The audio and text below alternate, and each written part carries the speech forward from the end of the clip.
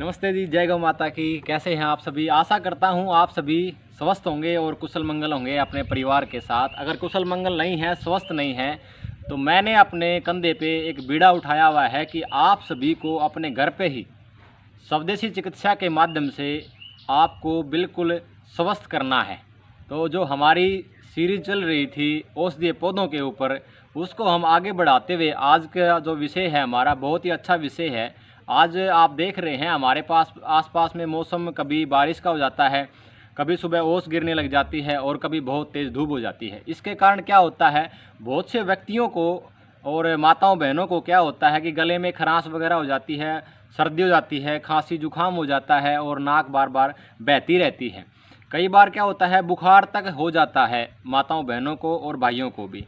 तो उसके लिए हम अपने घर पे कैसे उसको ठीक कर सकते हैं, कौन सी चिकित्सा पद्धति हम उसका प्रयोग कर सकते हैं, उसके बारे में आज हम विस्तृत आपको बताएंगे कि कैसे हम उसको ठीक कर सकते हैं और वो चीज़ किन किन बीमारियों में काम आती है, उसके बारे में भी आज हम आपको बताएंगे। एक ऐसा औषधीय पौधा जो लगभग भारत के हर जगह पे पाया जाता है और आप देखते होंगे जब कोरोना काल था उस समय में उस पौधे की, उस बेल की बहुत ज़्यादा डिमांड बढ़ी थी हमारे आसपास में। और तो बहुत से व्यक्तियों ने जब उसका सेवन किया था तो क्या हुआ था कि काफ़ी फ़ोन आए मेरे पास, तो उन्होंने कहा कि उसका सेवन करने के बाद शरीर में गर्मी बहुत ज़्यादा बढ़ गई है।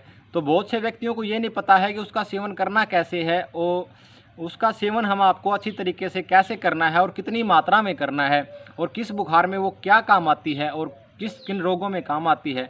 आज हम ऐसी यही एक बेल का जिक्र करेंगे, आपके साथ साझा करेंगे अपने विचार। ये आप देख रहे होंगे, आपको वैसे भी जिन लोगों को पता है उनको तो पता लग गया होगा कि किस चीज़ की है। यह है गिलोय बेल। इसको हमारे वेदों की भाषा में अमृत के नाम से जानते हैं, यानी अमरता के नाम से जानते हैं। कुछ जगह पे इसको गड़ूची भी कहते हैं। तो ये बहुत ही औषधीय बेल है और इसका सबसे एक अच्छा फ़ायदा क्या है कि जिस भी पेड़ के ऊपर इसके लगा देते हो, किसी भी पेड़ पे, जामुन पे, नीम पे, अगर किसी भी पेड़ पे उसको लगा देते हो या कहीं पे भी लगा देते हो, इसकी छोटी सी डाली तोड़ के अगर आप लगा देते हो तो भी ये लग जाती है। अगर इसके नीम के ऊपर लगा देते हो तो इसका गुण सबसे अच्छा क्या होता है कि ये उसके पौधे के जो गुण हैं वो अपने अंदर ले लेती है सारे।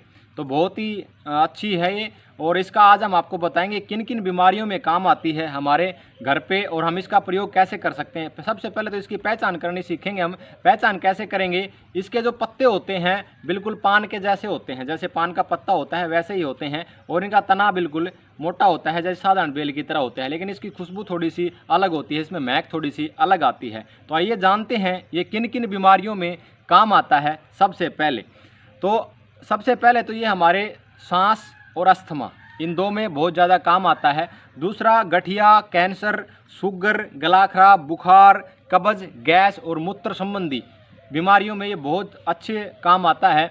और इसके साथ जो लीवर के अंदर है, अगर मान लो किसी लीवर में भी अगर आपको दिक्कत है तो भी ये बहुत ही औषधीय और गुणकारी पौधा है, बेल है सॉरी।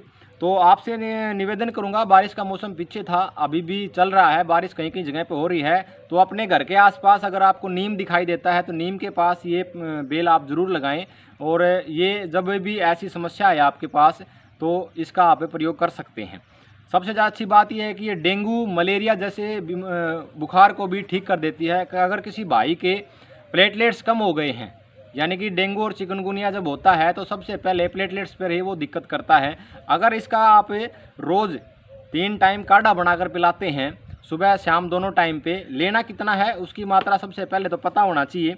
इसको इतना लेना है, यानी कि 1 उंगली जितना इतना लेना है। इसको हमाम दस्ते में अच्छी तरह से कूट के और पानी 1 गिलास पानी के अंदर उबाल के, और जब वो पानी आधा रह जाए तब आप उस व्यक्ति को 3 टाइम ही पिला दीजिए। 3 बार से ज़्यादा ना पिलाएं क्योंकि पेट में गर्मी कर जाता है। तो आप देखेंगे जिसकी प्लेटलेट 5000 तक आ गई हैं, जब पहली बार में आप पिलाते हैं उसको, तो उसकी प्लेटलेट जो है 25000 तक चली जाती हैं। अगर 3 टाइम लगातार पिलाते हैं आप उसको तो उसकी प्लेटलेट लगभग 1 लाख से ऊपर चल जाती हैं। एक सामान्य व्यक्ति की प्लेटलेट जो हैं वो 90,000 तक होनी चाहिए। 90,000 से ऊपर से लेकर 4 लाख तक मिल जाती हैं सामान्यतः। तो ये है। और इसका दूसरा अगर हम जाने तो ये किस प्रकार से हम इसका प्रयोग कर सकते हैं। बुखार में मैंने आपको बताया इसको इतना काटना है और अच्छी तरह कूट के इसको लेना है। किसी के साथ आप ले सकते हैं, सुबह खाली पेट ले सकते हैं। दूसरा जो है इसके साथ आप क्या क्या मिला सकते हैं, अगर मिलाना चाहें तो ये जब बड़े बड़े एंटीबायोटिक फेल हो जाते हैं, प्लेटलेट जब कम होती हैं, बड़े बड़े एंटीबायोटिक फेल हो जाते हैं, तब गिलोय सबसे रामबाण औषधि होती है इन चीज़ों के लिए। तो आपसे निवेदन है, अभी बारिश का मौसम चल ही रहा है तो अपने घर के आसपास इसको ज़रूर लगाएं। और नीम के गिलोय का अगर आप काढ़ा दे दें उस व्यक्ति को जिसकी प्लेटलेट्स कम हो गई हैं, अगर नीम के गिलोय का काढ़ा उसको देते हैं तो मरा हुआ व्यक्ति भी दोबारा से जिंदा हो जाता है।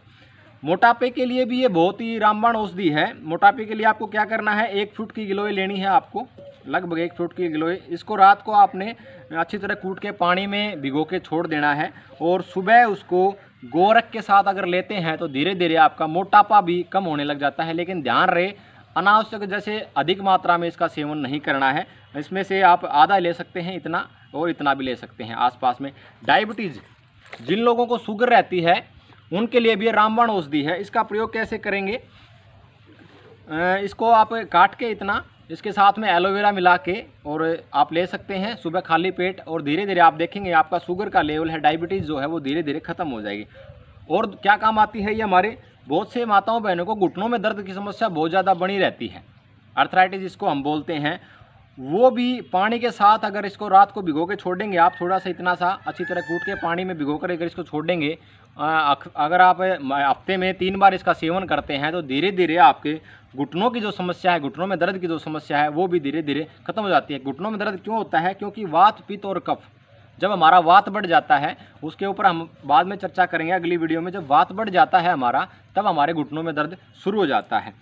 तो बहुत ही अच्छी औषधीय पौधा है ये, तो आप इसका सेवन करें। दूसरा है ठंड से बचने के लिए, बहुत से व्यक्तियों को अक्सर ठंड लगती है। कई बार हम देखते हैं सर्दी का मौसम जब आता है तो ठंड बहुत ज़्यादा लग जाती है, कई तो 5-5, 6-6 अपने पहन के रखते हैं। तो आप एक काम करें, रात को इसको अच्छी तरह से इसको इतना काट के भिगो के पानी में छोड़ दें, सुबह उसका पानी गर्म करके ठंडा होने के बाद उसका पिएं। धीरे धीरे आप देखेंगे कि आपकी जो प्रतिरोधक क्षमता है, कोरोना काल में जो हुआ था कि लोगों की इम्यूनिटी जो है कम हो गई थी, उसको बढ़ाने के लिए लोगों ने बहुत इसको खोजा, बहुत ज़्यादा फ़ोन मेरे पास आए, बहुत से व्यक्तियों ने इसको खोजा।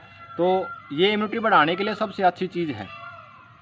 तो जिन व्यक्तियों की इम्यूनिटी सिस्टम कमज़ोर हो गया है, यानी पाचन शक्ति जिनकी कमज़ोर हो गई है, वो भी इसका सेवन आप आराम से कर सकते हैं। और दूसरा क्या है, अगर प्लेटलेट जिसकी कम हो गई हैं, इसके साथ और कौन सा मिश्रण कर सकते हैं आप, गिलोय के साथ आप इतना गिलोय का एक तना लीजिए, ये पका हुआ है, बिल्कुल स्वस्थ है, और ये अभी कच्चा है, इसमें ज़्यादा रस नहीं है, ये पूरा तरह परिपक्व है। आप एक काम करें, इतनी गिलोय लें, इसमें 3-4 जो है तुलसी के पत्ते, पपीते के पत्ते 3-4 और अनार के पत्ते 3-4 लें, और एलोवेरा, इतना सा एलोवेरा काट के उसके साथ अगर इसको मिलाते हैं आप, तो धीरे धीरे जो है हमारी प्लेटलेट्स इतनी ज़्यादा अच्छी तरीके से बढ़ती हैं, आप पूछो मत। अब इसकी बात करते हैं, इसके अंदर और क्या क्या औषधीय गुण पाए जाते हैं वो आपको मैं बता देता हूँ। इसके अंदर कॉपर भरपूर मात्रा में पाया जाता है, आयरन, फास्फोरस, जिंक, कैल्शियम, ये सब चीज़ें इसके अंदर हमारे भरपूर मात्रा में पाया जाता है। जिस व्यक्ति को विटामिन ए, बी या ई की कमी हो गई है वो भी इसको नियमित रूप से सेवन कर सकता है। यानी कि जो व्यक्ति स्वस्थ है वो भी आप कम से कम हफ्ते में 1 बार तो इसका सेवन जरूर करें। तो इससे आप के जो प्रतिरोधक क्षमता है वो धीरे धीरे बढ़ती रहेगी। और आपसे एक निवेदन है, अन्यथा वो ना करें आप, मतलब हद से ज़्यादा इसका प्रयोग ना करें, नहीं तो आपको नुकसान भी हो सकता है। आप जिन व्यक्तियों को नहीं करना है इसका प्रयोग, उनको मैं बता देता हूँ किन किन लोगों को इसका प्रयोग आपको नहीं करना है। जिनका ब्लड प्रेशर लो रहता है उनको इसका प्रयोग नहीं करना है। जो माताएं बहनें गर्भावस्था में हैं वो इसका प्रयोग ना करें। और स्तनपान कराने वाले, यानी जिनको अभी बच्चा हुआ है, जो अभी जिनका बच्चा अभी 2 साल का है, जो स्तनपान करवाती हैं, बच्चे को दूध पिलाती हैं, वो भी इसका सेवन ना करें। तो आप सबसे निवेदन है, अपने आसपास के क्षेत्र में ये आप ज़रूर लगाएं। किसी पेड़ पे लगा सकते हैं, तो ये दिन रात अपने आप तरक्की करने लग जाती है। बहुत ज़्यादा अच्छी औषधि है ये बेल। तो आपसे निवेदन है ज़्यादा संख्या में इसको लगाएं। आप सबका बहुत बहुत धन्यवाद। नमस्ते जी, जय गौ माता की।